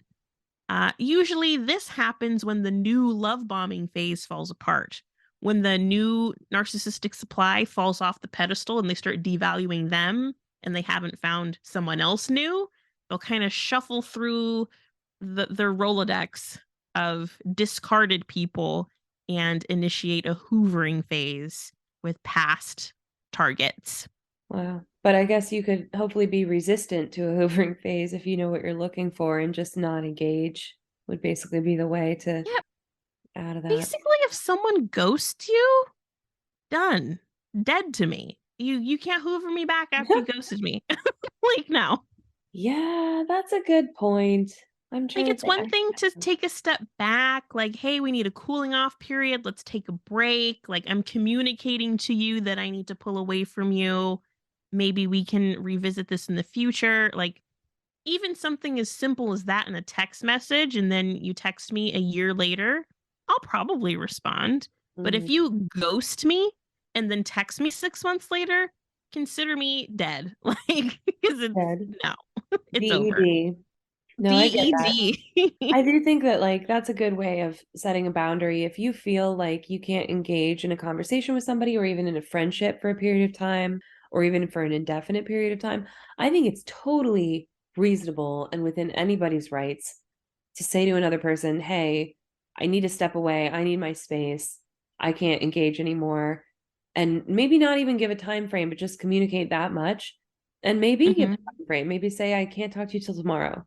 I really can't talk until next week." I think Hmm. that's a good way to set a boundary when you realize you need to step away. But yeah, to just not communicate at all what's happening and no longer respond and block, that's avoidant. And yeah, I don't think I would. I actually can think of one relationship I had, a romantic relationship where I did that with somebody and it was just not healthy.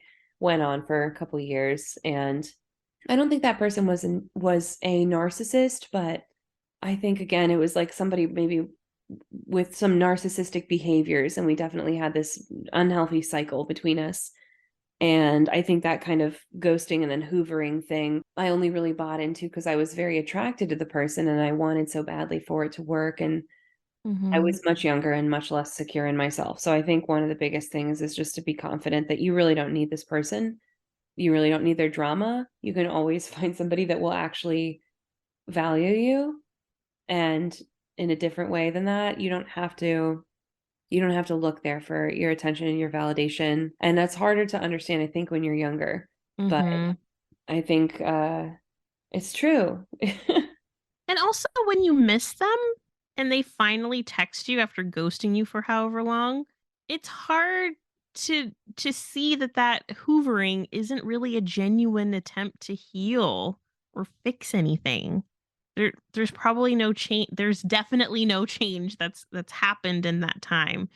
They miss having access to your attention. They don't even really miss you. They just miss having access to you. Access that they cut off themselves because they were busy with someone else. It reminds me of some of those like videos and tarot readings and stuff and twin flame readings where they're like, oh, like, or even just use this sound and he'll call you. He needs me, he needs me, you know? It's just like that could be a big red flag if he goes to you and now he calls you. Think about that. Not necessarily, but it could be. You should think about it. And if you're not careful and you give in to that hoovering phase, you end right back up at the devaluing phase, breadcrumbing, discard, hoover. That's why it's a cycle. Because narcissists, especially if you're intimately involved, they never actually let you go. You're always in the Rolodex.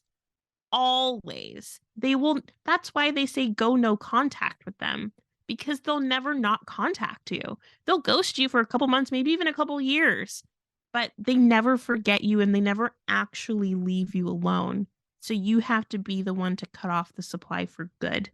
Because they're just going to keep coming back because if you keep letting them, they'll keep trying. And it creates a trauma bond where there's like a weird like dopamine reward when you crave them and you don't get what you want, and then they give you a breadcrumb and you're so excited for this little crumb of attention and affection that they're giving you. You settle for that, and then they drop you, and then they're having so much fun and spending so much time with this new person, this new friend, or this new girlfriend or boyfriend. And you see that because they want to make sure you see it. And it's traumatizing. It messes with your head. And that cycle is what causes CPTSD in relationships with people with NPD where you experience narcissistic abuse. That's where CPTSD can start to set into your brain because it's long-term trauma. Trauma, it's a slow drip of trauma over however long you stay with them. And a lot of times you don't even recognize that you're being abused or that you have CPTSD until you finally do go no contact and the relationship is over and you can settle into not being in survival mode anymore. And then you get on TikTok, you get on Narc Talk, and then you learn all about how your relationship was really abusive. It's hard to even recognize in the moment that you're being abused in that way. It's hard to recognize if you've never heard of this pattern before. And again, it just falls right in line with the twin flame pattern. And I really do think there's like a positive way to take twin flames, but absolutely, these things can be red flags. And it is quite jarring to get past an experience that's traumatic over a period of time and look back on it and realize, wow, that was hella abusive. I didn't even know. I thought I was in love. That is really heartbreaking. And it's okay to feel grief. It's okay to grieve it. But sometimes that's really important work if you want to move on and you want to move on to healthier things. Yeah. And you really can only grieve it when you choose to go no contact and you really shut that door and padlock it. You can't let them back in. I know there's situations where, let's say you married a narcissist, you had a bunch of kids with them, and then you leave and now you're in a co-parenting situation, so you can't cut them out of your lives. That's a whole nother thing.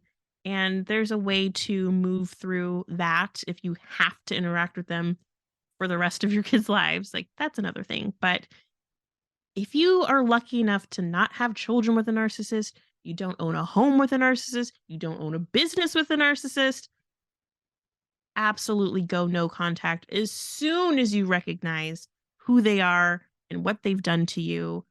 As soon as you recognize, I'm being devalued. I'm with someone that doesn't love me, doesn't know me, doesn't care about me, stringing me along. Done. That's when you start to heal. You can't be with them anymore if you're ever going to heal. Yeah. And they might play tricks to try to make it hard for you to step away, but that's definitely the way to move on. And it really is just like the sooner you get that, the sooner you do it, the better. Mm-hmm. That's the thing. So good. I'm glad we talked about that. Yeah, that's all I got in my Yeah. notes. Well, Yeah. good. I mean, this was extensive, but when you said you wanted to do this episode, I knew immediately there was going to be a ton to talk about. And I think it's all so important and really just gives an important framework to like everything that went on in this situation. So I'm glad we did it. Good. Good for us. Good for us. Yay. And all the notes, I'll make sure to put in the show notes so it's available for everyone that listens. Good. Thank you for listening. Find additional content at doxxedthepodcast.com.